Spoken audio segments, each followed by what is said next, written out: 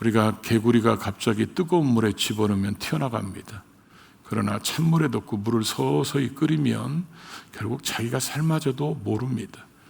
그런 것처럼 우리도 갑자기 영적인 타락이 오면 우리도 반응할 겁니다. 반대할 겁니다. 그러나 서서히 우리를 세속화시키면 우리도 내가 세속화되는지도 모르고 내가 변질되는지도 모르면서 나중에는 변질된 신앙의 모습이 될 수밖에 없다는 것을 성경은 보여주고 있죠.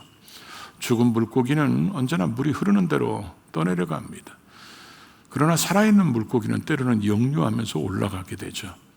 신앙도 죽은 신앙, 세속화된 신앙은 시대의 흐름에 그냥 따라가지만 살아있는 신앙은 언제나 성경의 가치관으로 돌아가고 언제나 사도행전적 신앙으로 돌아가는 그런 신앙이 살아있는 신앙인데, 오늘 이 말씀을 통해서 저와 여러분의 모습을 볼 수 있기를 주의 이름으로 축복합니다.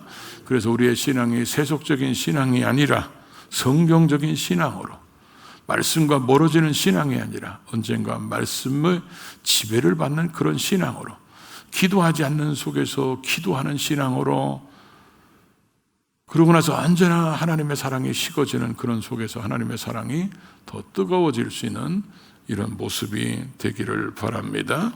오늘 본문을 보니까 1절에 이렇게 말씀합니다. 너는 이것을 알라. 말세에 고통하는 때가 이르리니. 우리가 알아야 된다는 거예요. 어떻게? 계속해서 알아야 된다는 거예요. 언제까지? 우리가 주님 앞에 설 때까지. 원어의 의미가 그런 거예요. 주님 앞에 설 때까지, 주님이 오실 때까지 우리는 계속해서 알아야 된다는 거예요. 뭐를? 말세에는 고통하는 때가 온다는 거예요.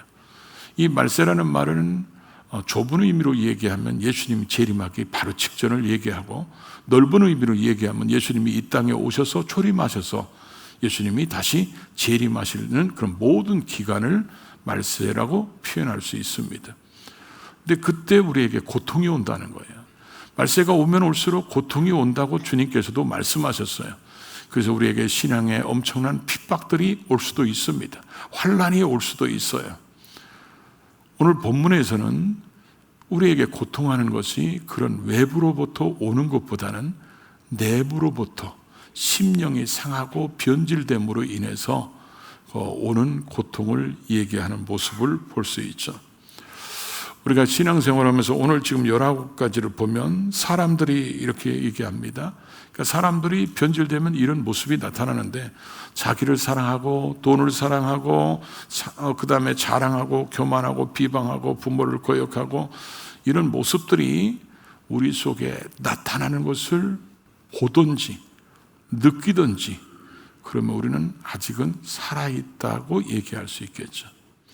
그러나 이런 현상들을 본인이 느끼지 못하고 있다면 죽어있는 신앙이든지 아니면 죽어가는 신앙의 모습일 수 있다는 거죠. 그래서 우리가 이런 신앙 속에서 늘 깨어있기 위해서 우리가 말씀의 지배를 받는 신앙, 그리고 또 늘 엎드려서 기도함으로 성령의 이끄심 속에 살아가야 되는데, 신앙인 중에서 가장 정말 어쩌면 무서운 신앙인들이 누구냐? 성경을 안 읽고 신앙생활하는 사람들, 그리고 기도하지 않으면서 신앙생활하는 사람들, 이런 사람들이 어쩌면 제가 볼 때는 무서워요. 왜냐하면 자기 생각대로 살거든요. 자기 생각대로 살으면서 그것이 성경적인 것처럼 생각하고 그것이 옳은 것처럼 생각하고 막 그러는 거예요. 그러면서 교회에서 나는 관리 안 해도 내 신앙은 내가 지킬 수 있으니까, 이런 독선적인 신앙이 마치 굉장히 좋은 신앙인 것처럼 착각하는 이런 모습들, 자기가 지금 하나님에게서 멀어지고 있을 때, 너 멀어지고 있어, 이런 것들을 성령님이 깨닫게 하셨을 때 그걸 빨리 하나님이 내게 지금 이렇게 말씀하시는구나, 이런 것들을 알아챌 수 있는 영적인 센스가 있어야 되는데, 이런 것들이 없으면 우리의 신앙은 변질됩니다. 그렇게 변질되게 되면 우리가 지금 뭘 사랑해야 되는지, 그 사랑의 대상을 혼돈에 빠져가지고 결국은 그 사랑의 대상을 잃어버리게 된다는 것입니다. 오늘 2절에 보면, 2절부터 4절을 쭉 보면 사랑이라는 말이 4번이나 등장해요. 그래서 자기를 사랑하고 돈을 사랑하고 4절에 가보면 쾌락을 사랑하며, 그래서 이 쾌락 사랑하기를 하나님보다 더 사랑한다, 이렇게 표현하고 있습니다. 우리가 정상적인 신앙인이라면, 신앙이 올바로 된 신앙인이라면 주님이 말씀하신 대로 우리는 어떤 말씀을 지켜야 됩니까? 이렇게 물어봤을 때 그 계명들을 두 가지로 요약했죠. 우리는 하나님을 사랑해야 된다. 그리고 우리는 이웃을 사랑해야 된다. 그래서 이웃을 내 몸같이 사랑해야 되고, 하나님을 사랑하되 너 마음을 다하고 힘을 다하고 뜻을 다하고 목숨을 다하여 주 너희 하나님을 사랑하라. 이게 정상적인 신앙입니다. 그런데 이 정상적인 신앙이, 늘 정상적일 때의 신앙은 우리의 사랑의 지향점이 하나님입니다. 그런데 이 사랑의 지향점이 바뀌어지는 거예요. 그래서 자기를 사랑하는 걸로, 돈을 사랑하는 걸로, 쾌락을 사랑하는 걸로 이 사랑이 바뀌어지는 거예요. 그래서 사랑의 지향점이 다른 곳으로 바뀌어질 때 우리의 삶에 변질이 일어나기 시작하는 거예요. 우리는 그리스도 안에서 늘 변화가 일어나서 성숙해지는 신앙인이 돼야 되고, 늘 성령으로 새롭게 이렇게 돼서 이 세속이 물들지 않고 하나님의 뜻을 이루는 신앙인이 돼야 되는데 자꾸 변질돼 가버리죠. 그래서 자기 사랑에 빠져요. 이 헬라어로는 우리가 사랑을 보통 4가지 단어로 얘기하잖아요. 그래서 아가페도 얘기하고, 또 부모 자식 간의 사랑하는 스톨게도 얘기하고, 또 친구 간의 필레오도 얘기하고, 또 육체적인 사랑인 에로스도 얘기하고, 여기서 사랑은 대부분 필레오라는 단어를 합성어로 이렇게 사용했는데, 이 자기를 사랑한다는 극도의 이기주의 사랑에 빠지는 것을 고슴도치 사랑이라고 보통 그럽니다. 이 고슴도치 사랑은, 고슴도치 혹시 만져보셨어요? 이 배 있는 부분을 만져보면 정말 부드럽습니다. 그런데 고슴도치가 딱 꼬부리는 건 어떻게 되죠? 이 가시로 찔려가지고 굉장히 무섭잖아요. 찔리고. 그런 것처럼 자기에게는 굉장히 관대하고 부드러운데 다른 사람에게는 상처를 주는 아주 이기적인 이런 사랑을 표현할 때 고슴도치 사랑인데, 하나님을 사랑하고 내 이웃을 사랑하면 이 사랑이 고슴도치 사랑에서 벗어날 수 있는데, 이 사랑이 변질돼 버리면 고슴도치 사랑으로 바뀐다는 거예요. 그러고 나서 하나님 사랑에 또 변질되면 돈을 사랑하는 것으로 빠지게 된다는 거죠. 돈은 우리가 살아가는데 생활 수단으로 필요해요. 그런데 여기서 말하는 돈에 대한 사랑은 돈이 우리의 인생의 목적이 되는 걸 얘기하는 거예요. 그래서 아주 돈이면 눈이 뒤집어진다고 표현하는 것처럼 저 사람은 돈밖에 몰라, 이런 표현들의 그 사람들. 근데 이게 지금 불신자를 얘기하는 게 아닙니다. 디모데전서 6장 10절에 보면 돈을 사랑함이 일만하게 뿌리가 되나니 사람들이 이걸 사모함으로 미혹을 받아서 믿음에서 떠나 많은 근심으로 자기를 찔렀도다 그랬습니다. 돈을 사랑하는 것 때문에 믿음에서 떠날 수 있다고 분명히 성경은 말씀하고 있어요. 돈을 사랑하는 것 때문에 하나님을 향한 그 사랑이 이쪽으로 바뀌어져 버려가지고 하나님과 멀어지게 되고 결국 나중에는 하나님을 잃어버리는 그런 신앙의 모습이 될 수도 있다는 것을 우리에게 보여주고 있죠. 그러고 나서 사람들이 또 쾌락 사랑한다는 거예요. 요즘에 쾌락 사랑하는 것을 뉴스에서 많이 보죠. 쾌락을 사랑하기 때문에 건강한 가정을 망쳐버리는 마약에 손을 대거나, 그렇죠? 건강한 가정을 깨버리는 음란에 빠지기 시작하거나, 이런 것들의 모든 종류를 쾌락 사랑하는 것으로 얘기할 수 있습니다. 그러니까 하나님을 사랑하는 게 아니라 자기의 육체의 욕구대로 살아가는, 그리고 육체를 즐기기 위한 것으로 자기의 모습을 그쪽으로 변질시켜버리는 그런 쾌락 사랑으로 그렇게 바뀐다는 것입니다. 근데 우리가 정상적인 신앙이면 여기 지금 나와 있는 19가지가 예를 들어 자기를 사랑한다, 이게 하나님 사랑으로 바뀌어야 맞고, 그리고 이웃 사랑으로 바뀌어야 맞습니다. 그리고 돈을 사랑하는 것보다는 하나님을 더 사랑하고, 그리고 자랑하기보다는 하나님을 더 자랑하고, 자기 자랑이 아니라 하나님을 자랑하고, 그런 모습으로 바꾸고, 교만한 것보다는 겸손해야 되고, 비방하는 것보다는 칭찬으로 바뀌어야 되고, 그리고 부모를 거역하는 자가 아니라 부모를 공경하는 자로, 그리고 감사하지 않는 자가 범사에 감사하는 자로, 무정한 자가 사랑하는 자로, 원통함을 풀지 않는 자가 화목한 자로, 모함하는 자가 진실을 말하는 사람으로, 사나운 자들이 온유한 자로. 이게 전부 다 바뀌어 있어야 맞습니다. 근데 사랑이 움직이기 시작하니까, 하나님이 원하는 사랑에서 움직이기 시작하니까 자기 사랑, 그 다음에 돈 사랑, 그 다음에 쾌락 사랑으로 움직이니까 결국 그들에게는 하나님이 원치 않는 그런 열매들이 맺힐 수밖에 없다는 거죠.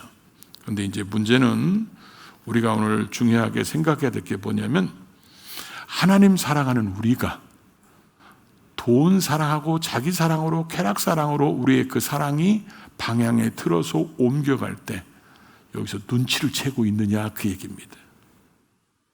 이 눈치를, 영적인 센스, 감각, 감동 이런 게 없으면 자기가 하나님 사랑한다고 착각하고 있는데 사실은 자기 사랑하고 돈 사랑하고 쾌락 사랑하고 있는데, 이쪽으로 완전히 빠져서 하나님이 원치 않는 19가지 모습으로 지금 살아가고 있는데 자기는 신앙생활 잘하고 있다고 착각하고 있다는 거죠.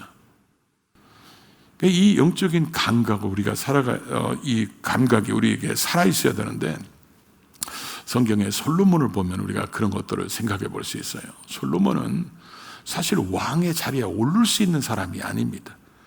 다윗 왕의 11번째 아들들이잖아요. 위에 형이 10명이나 했어요. 그 10명을 자기가 어떻게 제끼고 왕이 되겠어요? 그리고 자기는 정실 부인의 아들도 아닙니다. 그리고 솔로몬은 그 나이에 왕이 될 때 20살밖에 안 됐어요. 그런 솔로몬을 하나님이 왕으로 세워주니까 하나님은 그 하나님의 사랑에 감격하고 그 은혜에 감격해서 솔로몬이 1000번제를 드리는 모습을 보십시오. 솔로몬이 성전을 건축하는 모습을 보십시오. 그가 그렇게 1000번제를 드리며 또 성전을 봉헌하면서 드린 그 기도는 얼마나 감동적입니까? 그때마다 하나님이 이 솔로몬을 그 기도에 응답해 주셔서 솔로몬을 만나주시고, 이스라엘의 하나님을 잘 섬기는 우리들이 다음 세대도 하나님을 잘 섬기도록 이스라엘의 최고의 엘리트층들을 하나님의 말씀으로 잘 가르치기 위해서 솔로몬이 만든 게 뭐예요? 잠언이잖아요. 그런 솔로몬이, 하나님 성전을 건축해 됐던 그 솔로몬이 자기가 우상 신전을 건축할 거라고 꿈에라도 생각해 봤을까요? 그렇지 않았을 겁니다. 근데 왜 솔로몬은 그런 신앙으로 변질돼 버렸을까요? 그런 모습으로. 가끔 저수지가 뚝이 터지는 경우들이 있어요. 막 비가 엄청 많이 와서 막 위서부터 밀려 내려오니까 터질 수도 있지만, 쥐구멍에 작은 그 구멍으로 새는 물이 나중에는 점점점 커져가서 큰 저수지의 뚝을 무너뜨려 버릴 수 있습니다. 아주 작은 것 같은 하나님에게서 약간 벗어났는데, 이게 나중에 우리의 신앙을 하나님을 버리게 하거나 부인하게 하거나 배교하게 하거나 떠나게 만들 수도 있다는 것이죠. 그리고 제가 전에 두바이에 있는 부르즈 칼리파라는 건물을 건축하는 것을 한번 다큐멘터리로 방송하는 걸 봤어요.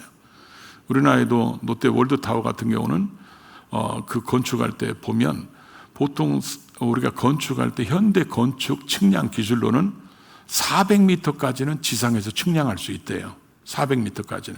근데 400m가 넘는 것은 측량 기술이 부족해서, 이 측량을 어떻게 하냐면 인공위성을 동원해서 GPS를 인용해서 GPS를 가지고 측량을 하는 거예요.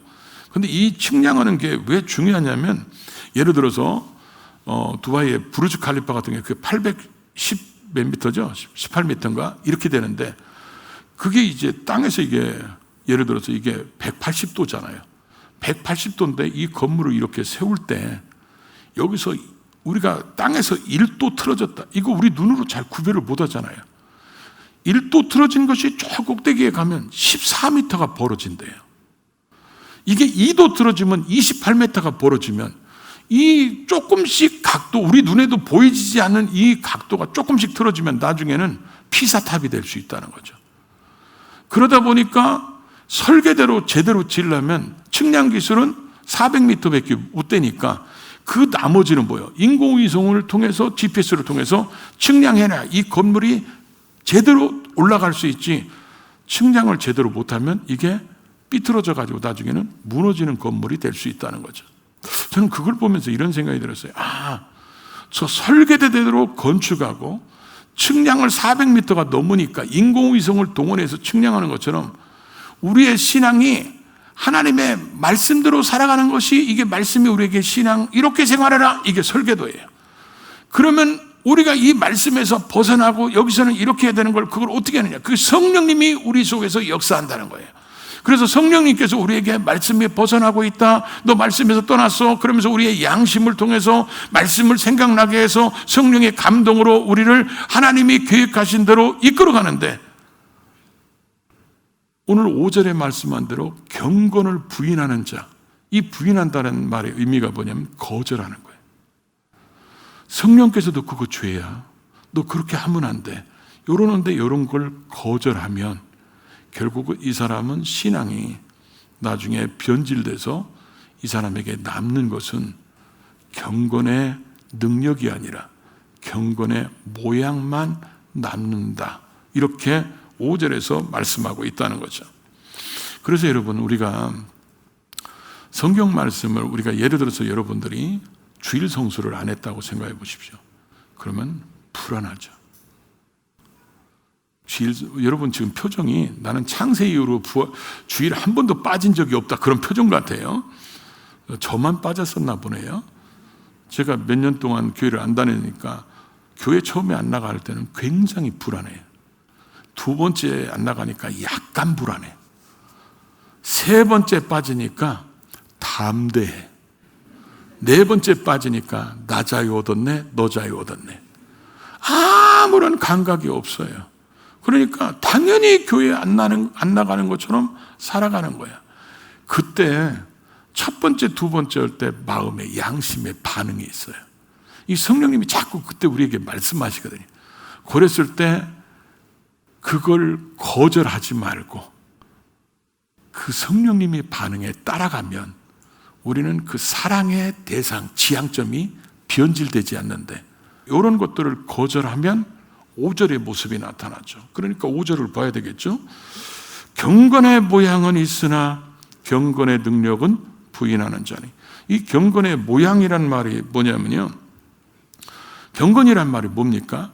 내면적 믿음이 외적인 행동으로 보여지는 게 경건이라고 우리가 보통 얘기하잖아요. 그러면 우리가 경건의 모양은 뭘까요? 내면적 믿음이 외형적으로 보여져야 되는데 내면적 믿음이 죽어버려가지고 경건한 채 하는 거예요. 경건의 껍데기만 있는 겁니다. 그래서 본래 이 말이 껍데기를 얘기하는 거예요. 분명히 그 속에 알맹이가 있어야 되는데, 알맹이가, 예를 들어서 우리가 콩 같은 거 수확할 때 이렇게 까보면 분명히 모양은 콩이 들어있는 것처럼 보이는데 까보니까 껍데기밖에 없어. 그런 껍데기만 있는 것이 경건의 모양이에요. 경건의 모양을 성경대로 표현하면 회칠한 무덤 같은 신앙, 외식하는 신앙, 속은 이리인데 양의 탈을 쓰고 있는 신앙. 아멘 안에서 더 쉽게 얘기할게요. 짝퉁 신앙이에요. 교회는 다니는 것 같은데 믿음을 잃어버렸어요. 하나님을 잘 섬기는 것 같은데 그 속에 하나님에 대한 사랑이 없어. 남들이 볼 때는 정말 경건한 것 같은 신앙인처럼 보이지만 그 속에 하나님을 향한 그 뜨거운 사랑과 그 하나님에 대한 그 열정, 이런 것들이 다 사라지고 껍데기만 있는 신앙, 형식적인 신앙. 왜 그럽니까? 이렇게 된 이유가 뭐예요? 우리 속에 경건의 능력이 와요. 성령님께서, 이 능력이란 말이 뭐예요? 드나미스잖아요. 성령님이 우리 속에서 막 역사하셔서 너 그거 죄야, 너 그거 하나님에게서 사랑이 벗어나는 거야, 너 그렇게 하면 안 돼. 그럴 때마다 성령의 능력을 힘입어서 하나님 말씀대로, 언제나 우리의 설계대로 너 이렇게 살아야 된다, 그렇게 말씀 따라가는 신앙을 거부하면 결국 나중에는 뭐예요? 껍데기밖에 안 남는다, 그런 얘기예요. 그 껍데기 신앙이 결국은 경건의 능력을 신앙과 같을 수는 없다는 것입니다. 그러니까 우리에게 지금 말씀하는 거죠. 경건의 능력을 부인하는 사람들에게서, 거절하는 사람에게서 네가 뭐라고요? 돌아서라는 거예요. 이 돌아서라는 말이 원어를 보니까 뭐라고 쓰였냐면 멀리해라. 담배 피는 사람하고 가까이 있으면 내가 담배 안 펴도 담배 냄새가 나요. 배 가지고. 이런 경건의 모양만 있는 사람과 자꾸 어울리면 나도 경건의 모양만 있는 신앙인이 됩니다. 경건의 모양이 중요한 게 아니라 경건의 능력 있는 신앙이 중요한데 경건의 능력을 잃어버리는 신앙인들이 너무 많다는 거죠. 이 경건의 능력을 유지하기 위해서 우리가 기도해야 되고 말씀을 묵상해야 되고, 그래서 말씀이 우리의 삶을 지배하고 하나님이 우리에게 가르치시는 그 하나님의 뜻, 계획, 목적 같은 것을 말씀을 통해서 우리가 깨닫고 그렇게 살아갈 수 있도록 성령님이 우리를 이끌어가도록 엎드리면서 살아야 되는데, 앞에 얘기했죠. 기도하지 않고 성경 안 읽는 사람들이 목사가 볼 때는 무서운 사람들이라고. 나중에 저분들이 하나님 앞에 섰을 때 하나님이 잘못 가르쳤다고 저한테 뭐라고 할까? 이게 사실 굉장히 두려워요. 여러분의 집은 어떤지 모르겠어요. 제가 사는 이 교회에서 건물 안에서 사택이 있으니까 1년에 한 번씩 이 가스 점검이 와요. 그러니까 뭐 가스 한 달에 얼마 썼느냐 이걸 검사하는 게 아니고, 요금 보는 게 아니고 밸브에 가스가 새고 있지는 않은지 이런 점검을 오는데, 이런 어떤 기계를 갖고 오더라고요. 기계를 갖고 와서 이렇게 되니까 이게 띠띠띠띠 하면서 다 점검을 해. 그런데 이게 가스가 새면 이제 예를 들어서 빨간불이 들어온다. 그럼 우리 눈에는 안 보이잖아요. 안 보이는데 이 기계가 지금 가스가 새는지 아는지 우리에게 점검해 주면 거기에다가 비눗물도 치려봐서 그래서 샌다면 그거 수리하면 되잖아요. 그런데 이 기계가 고장난 걸 가지고 대놓으면 가스가 새는지 안 새는지 모르잖아요. 이 고장난 기계를 갖고 있는 신앙이 지금 경건의 모양만 있는 신앙이라는 거예요. 이게 죽은 신앙이라는 거예요. 경건의 능력을 잃어버리는 신앙이기 때문에 자기 신앙이 지금 병들었는지 자기 신앙이 변질됐는지를 모르는 거예요. 근데 살아있는 신앙은 뭐냐면 이런 그 성령의 그 능력이 우리 속에 있으면서 우리가 잘못 사는 것들을 얘기하고 깨달으니까, 야, 너 지금 하나님 사랑해야 될 네가 너 지금 자꾸 돈 사랑으로 흘러가고 있어. 너 자꾸 이기적인 사랑으로 흘러가고 있어. 너 왜 자꾸 쾌락 사랑으로 흘러가고 있어? 그럴 때마다 삐삐삐삐 울리면 빨리 뭐요? 돌이켜야 돼요. 이래서 우리가 주님 앞에 서는 그날까지 신앙이 늘 깨어있는 신앙, 이런 신앙을 유지하면서 우리가 살아야 되는데, 이런 신앙을 잃어버리면 우리가 주님 앞에 섰을 때 부끄럼 당하게 될 거라는 거죠. 그러니까 우리의 신앙이 경건의 모양만 있는 신앙이 아니라 경건의 능력을 가지고 잘못된 19가지 열매가 하나님이 원하시는 19가지 열매로 보여 바뀌어야 돼요. 그래야 말세를 이기는, 말세를 대비하는 그런 신앙인의 모습이 될 수 있다는 거죠. 오늘 본문에 나와 있는 19가지가 저와 여러분에게는 좀 모르는 모습 목록들이 되기를 바랍니다. 우리는 하나님과 늘 친밀하게 지내므로 성령님이 우리 속에서 늘 감동하시는 그런 영적인 센스, 감각, 감동이 살아있어서 늘 하나님의 뜻을 이루는, 그래서 하나님 말씀에서 벗어나지 않는 그런 복된 신앙생활하는 저와 여러분 모두가 될 수 있기를 주의 이름으로 축복합니다.